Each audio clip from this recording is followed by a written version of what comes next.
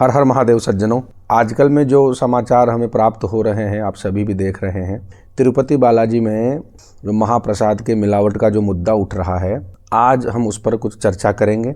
इसमें कौन जिम्मेदार है, कौन उत्तरदायी है और किन कारणों से यह ऐसा हो रहा है। इस घटना में क्या सच्चाई है क्या नहीं है, उससे हमें कोई लेना देना नहीं है, किंतु लेना देना जो है और जो रखना चाहिए वो हम सभी को, उस पर आज हम चर्चा करेंगे। और महाप्रसाद की जो मिलावट हुई है उसका निर्णय आने में अभी समय है, लेकिन कुछ कड़वी सी जो चर्चा है वो आज करेंगे। कड़वी मैं इसलिए कह रहा हूँ कि सुना जा रहा है कि लड्डू में, जो महाप्रसाद के लड्डू हैं या जो भी प्रसाद वहाँ पर लगता है, उसमें जो घी का प्रयोग हो रहा है, मछली का तेल या गाय के घी की चर्बी से बना कुछ ऐसा मिलावट वहाँ पर ऐसा बताया जा रहा है। अब इसमें कितनी सच्चाई है ये हमें पता नहीं, और कितना मिथ्या है ये भी हमें पता नहीं है। इन मुद्दों का कोई ठोस निर्णय अभी सामने नहीं आया है, हो सकता आने वाला हो। इसके लिए इस मुद्दे के अंदर रहकर ही हम बात करते हैं कि इसके उत्तरदायी कौन है, किसकी जिम्मेदारी है। अब बात करें जिम्मेदार कैसे और कौन और क्यों है, तो मैं स्पष्ट कर दूं कि जिम्मेदार आप हैं, मैं हूं, हम सब इसके जिम्मेदार हैं। इसके उत्तरदायी हम सब हैं। वो क्यों हैं? क्योंकि इन प्रसादों के चक्कर में हम ही पड़े रहते हैं। इन प्रसादों के जो चक्कर हैं इनमें हम सभी ही पड़े रहते हैं। क्या आपको पता है? और जहाँ तक मुझे तो पता है, और हो सकता है सभी को पता है ये बात, क्योंकि अभी तो इतने युग भी नहीं बीते हैं या हम युगों के अंतर में नहीं हैं, तो सभी को पता है। आप देखते हैं कि गाँवों में हम जब जाते हैं या प्राचीन मंदिरों में जाते हैं या कहीं अन्य स्थानों पर हम जाते हैं, तो वहाँ देखते हैं कि मंदिरों के आसपास में भोजन बनाने की व्यवस्था अवश्य मिलती है, जहाँ पर ब्राह्मण लोग या फिर शुद्ध रूप से बनाने वाले जो हलवाई इत्यादि होते हैं वहाँ पर भोजन की व्यवस्था करते हैं। आपने सवामणि का नाम सुना है, आपने ये भी सुना है कि ये भी सुना है और देखा है कि इतने लोग जाकर वहाँ पर भोग लगा रहे हैं, भगवान को भोजन करवा रहे हैं, उसके बाद में प्रसाद के रूप में वो प्राप्त करके सभी भक्तजन वहाँ पर ग्रहण करते हैं। आज भी गाँवों में या अन्य स्थानों पर ऐसी परंपरा है कि भक्त स्वयं वहाँ जाकर भोजन बनवाता है, वहीं से भोग लगता है। और ऐसी भी व्यवस्था वहाँ पर रहती है कि अपने पास से भोजन बनाने की जो सामग्री होती है स्वयं खरीद कर, स्वयं ले जाकर या घर से निकाल कर ले जाकर वहाँ पर मंदिरों में ले जाकर बनवाते हैं। उसके बाद में वहाँ पर बनता है भोजन, भगवान को अर्पण किया जाता है। उसके बाद में सभी लोग अपनी व्यवस्था अनुसार वहाँ पर उस भोजन को प्राप्त करते हैं, जो महाप्रसाद या प्रसाद के रूप में जाना भी जाता है। अब हम चलते हैं कि ऐसा क्यों हो रहा है, इसके जिम्मेदार हम कैसे हुए। इस परंपरा को हमने त्याग दिया है, इस विधि को हमने त्याग दिया है। इसके जिम्मेदार आप और मैं इसलिए हैं क्योंकि वहाँ जाकर बिना देखे, बिना शुद्धि अशुद्धि का विचार किए हुए वहाँ जाकर हम मिष्ठान या जो भी भोजन सामग्री होती है वो हम खरीदते हैं। खरीद कर हम मंदिर में चढ़ा देते हैं, और चढ़ा देते हैं उसके बाद में हम भी पाते हैं उसमें क्या मिलावट है, कौन सा घी है, कौन सा तेल है, कौन सा क्या मिलाया गया है और कितने दिन पुरानी है, खराब है, सड़ी है, गली है, ये उससे हमें कोई मतलब नहीं रहता है। हम ये जानते हैं कि हमने प्रसाद चढ़ाकर पिंड चुड़ा लिया है और अपने आप को वहाँ पर भक्त कहलवाने के लिए हम ऐसा कर देते हैं। लेकिन जो आचरण है, जो नियम है, जो विधियाँ हैं, उनको हम सब त्याग चुके हैं। प्राचीन समय से जो परंपराएं चलती आ रही है उनको हम त्याग चुके हैं। इसलिए ऐसा होकर मंदिरों में, बड़े बड़े जो मंदिर हैं उनमें इस प्रकार की व्यवस्था है, जहाँ पर बहुत बड़े बड़े मेले लगते हैं, जहाँ पर बहुत लोग ज़्यादा जाते हैं, चमक दमक देख कर भी जाते हैं। कई लोग अपने भक्ति का स्टेटस और ऊंचा करने के लिए भी वहाँ पर ऐसा करने को जाते हैं। तो इस प्रकार से ये जो व्यवस्था है ये गड़बड़ा गई है। और आजकल के भक्तों का तो एक अपना ही स्टैंडर्ड चल चुका है। इतने तरीके जानते हैं ये स्टैंडर्ड भक्ति वाले ये कि ऐसे उपाय, ऐसी युक्तियां ढूंढ लेते हैं कि इनको किस प्रकार से अपने आप को भक्त साबित करना है, अपने आप को कैसे भक्त दर्शाना है इस दुनिया की नज़र में।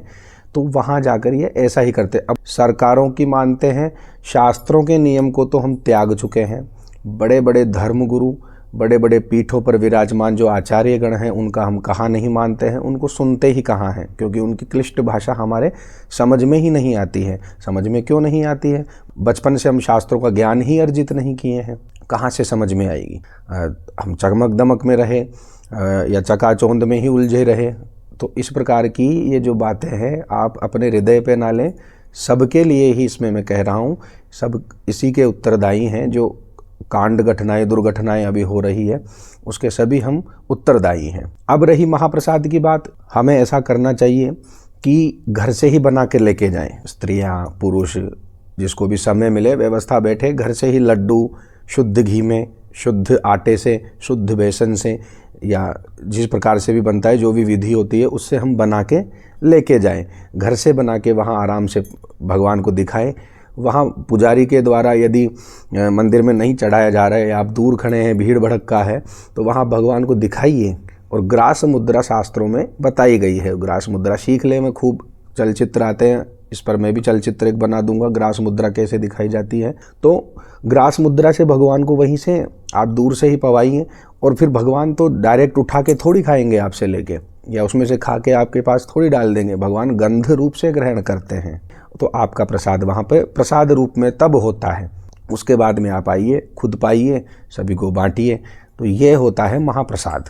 अब महाप्रसाद के नाम पर गायों की चर्बियाँ या जानवरों की चर्बियाँ या अशुद्ध सामग्रियाँ उसमें डाल के आप लोगों को परोसा जा रहा है, भगवान को परोसा जा रहा है, तो भगवान पर तो कोई असर नहीं पड़ेगा।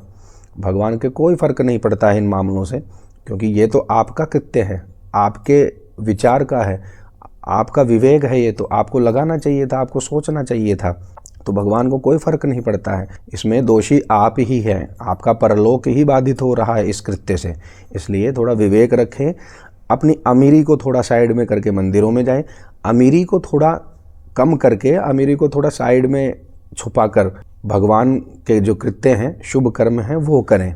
बाद में अपना स्टैंडर्ड कैसे भी बनाएं, बाद में अपने स्टेटस वगैरह जो भी डालते हैं वो डालिए। अब आते हैं कांग्रेस और बीजेपी। इनमें सरकारों पर उठ रही है उंगलियां। उठा कौन रहे हैं? कांग्रेस कह रहा है बीजेपी की और बीजेपी कह रही है कांग्रेस की। अन्य पार्टियां एक दूसरे से इस समय न्यूज़ चैनल पर चल रहा है, लड़ रही है, भिड़ रही है, कोई किसकी गलती निकाल रहा है, कोई किसकी गलती निकाल रहा है। तो मैं आपको साफ स्पष्ट कर दूं, इनमें सरकारों का कोई दोष नहीं है। सरकारों का दोष इसलिए नहीं है क्योंकि ये अवसर उन्हें आप ही प्रदान कर रहे हैं। आप धर्मगुरुओं को, शास्त्रों की आज्ञा को मानना छोड़ दिए हो। मंदिरों में या अन्य धार्मिक स्थलों में जो नियम है, शुद्धि अशुद्धि के आचरण हैं, ट्रस्ट की जो व्यवस्था है या जो भी व्यवस्था है मंदिरों से संबंधित, उसका संचालन कौन करेगा? उसके संचालन की जो व्यवस्था है वो कौन निकालेगा? ये निर्णय करने वाले शंकराचार्य जी हैं, अन्य धर्मगुरु हैं, अच्छे अच्छे विद्वान हैं, आचार्य हैं। तो उनका ही नियम मंदिर में लगना चाहिए। मंदिरों के नियमों के मामले में, धर्म के आचरण, सदाचार, शुद्धि अशुद्धि, इनके मामले में सरकार थोड़ी जानती है। बीजेपी, कांग्रेस या जो भी पार्टियां हैं ये थोड़े जानती हैं इन मामलों में। इन मामलों में तो ब्राह्मण पंडित यही तो जानेंगे कि शुद्धि क्या है, अशुद्धि क्या है, धर्म का आचरण क्या है, किस प्रकार से हमें इसकी व्यवस्था करनी चाहिए। ट्रस्ट में या समिति में जो भी सदस्य हैं वो स्वयं भी धर्म के जानकार हैं या नहीं हैं, इनकी भी परीक्षा होनी चाहिए। पुजारियों की भी परीक्षण होना चाहिए। यदि कोई असफल होता है तो उसको पुनः सिखाया जाना चाहिए। ऐसी व्यवस्था होनी चाहिए, तब जाके ये जो कांड हो रहे हैं, दुर्घटनाएं हो रही है, ये सुधार में आएगी। इसलिए मैं फिर से कहता हूँ, आप और हम इसके जिम्मेदार हैं। झूठी शान बनाने के लिए आप मंदिरों में जा रहे हैं और वहाँ पर जाकर जो भी आप कुकृत्य कर रहे हैं और वहाँ पर जाकर आप ऐसे प्रसाद चढ़ा रहे हैं, तो इसका दोष आपको ही लगता है। आज देशी गाय का दूध ढूंढने में 2-3 दिन लग जाते हैं और शराब की दुकानें आप 2 मिनट में ढूंढ लोगे। ये तो हमारे देश की दशा हो रही है, तो हम सनातनियों की दशा हो रही है। और फिर कहते हैं कि हम हिंदू, हम सनातनी, हम ऐसे, हम वैसे। तो ये तो हमारी दीन दशा हो रही है। फिर कैसे कह रहे हैं हम हिंदू हैं, हम सनातनी हैं? कहने का मतलब यह है, अब मैं आपको बताता हूँ कि आप से यदि घर में व्यवस्था नहीं बन पा रही प्रसाद की, या कहीं भी जाके आपको अशुद्ध प्रसाद मिल रहा है और आपका मन कह रहा है कि हम प्रसाद नहीं चढ़ाएंगे, तो आप के 2 काम हो सकते हैं। एक तो आप बहुत बड़े भक्त भी दिखा सकते हैं, आपका ये काम भी हो जाएगा। आपका ये भी हो जाएगा कि हाँ मैं थोड़ा अमीर भी साबित हो जाऊं दुनिया की नज़र में, तो ये भी आपका काम हो जाएगा। कैसे? आप प्रसाद लेके जाइए बादाम, पिस्ता, किशमिश, छिवारा, नारियल गिरी या नारियल, इनमें कौन मिलावट करेगा? इनमें कोई मिलावट नहीं कर सकता है। इन्हें लेके जाइए आप और सबके सामने लेके जाइए, वहाँ पे भगवान को भोजन करवाइए, प्रसाद चढ़ाइए। इसमें आपकी अमीरी भी रह जाएगी, देखो देखो ड्राई फ्रूट्स चढ़ा रहे हैं, स्टेटस लगाइए, वो कीजिए। तो इससे दोनों तीनों काम हो जाएंगे आपके। कटु शब्द है थोड़े, किंतु आप ऐसा कीजिए। ये सभी के लिए है, जो अमीरी के रूप से भी जाते हैं, गरीबी के रूप से भी जाते हैं। जिसकी जितनी श्रद्धा है, जितनी जिसकी शक्ति है, सामर्थ्य है, वो उतना लेके जाएं और चढ़ा के आएँ। कोई मिलावट का झंझट नहीं, कोई कुछ नहीं। स्वयं हम ही उत्तरदायी हैं इस कांड के, इसलिए ये व्यवस्था आप बनाए रखें। अब आते हैं, आप ब्राह्मणों को तो ऐसा टोक देते हैं, ब्राह्मणों के लिए तो ऐसा ऐसे वचन कह देते हैं कि महाराज पूरे मंत्र पढ़ के जाना। ब्राह्मणों को आप निमंत्रण देते हैं अपने घर में कोई अनुष्ठान जप इत्यादि कराने के लिए, तो ब्राह्मणों को कह देते कि महाराज थोड़े पूरे मंत्र पढ़ के जाने, आधा मंत्र मत पढ़ देना, काम पूरा करके जाना। तो मैं आपको बता दूं सरल भाषा में कि ब्राह्मणों को तो आप बोल देते हो, लेकिन आप यदि 2 घंटे या 1 घंटे भी ब्राह्मणों के साथ पूजन में बैठ जाओ, तो आप स्वयं ही आधे पौन घंटे में बोल देते हो कि हमारे तो पैर दुख रहे हैं, हमारी आंखें दुख रही है, हमारी कमर दुख रही है। आपकी कमर बोल जाती है और ब्राह्मणों को कहते हो। ब्राह्मणों की जितना बैठ सकते हैं नहीं, ब्राह्मण बैठकर मंत्र करता है, जप करता है, अनुष्ठान करता है, और उस ब्राह्मण का क्या जा रहा है? आपके लिए आधे मंत्र क्यों पढ़ेगा वो? आपके लिए आधा काम क्यों करेगा वो? ब्राह्मण तो वो है कि मन में यही सोचते रहता है कि मेरे यजमान का कल्याण हो, मेरे यजमान की सारी प्रार्थनाएं पूरी हो, जिस उद्देश्य से अनुष्ठान करवा रहा है वो उद्देश्य उसका पूर्ण हो, उसको पुण्य की प्राप्ति हो, ऐसा ब्राह्मण का विचार रहता है। अरे ब्राह्मण तो वो है कि यजमान के समय से पहुँचने के लिए या किसी मुहूर्त में पहुंचने के लिए, मुहूर्त को करवाने के लिए वो 1-2 घंटे पहले पहुंचने का प्रयास करता है। इतनी चिंता रहती है यजमान के लिए ब्राह्मण को, और आप ब्राह्मण को आते ही ऐसा कह रहे हैं कि आप बैठिए। आप स्वयं भी तो यजमान बनिए, यजन के योग्य होइए। मानता हूँ कुछ ब्राह्मण दोषी हो सकते हैं, लेकिन कुछ यजमान भी तो जो दोषी हो सकते हैं, पर दोष हम सबका है। कुल मिलाकर बात यह है, महाप्रसाद के नाम पर महापाप आप या हम सब कर रहे हैं, उसके उत्तरदायी हम सब हैं।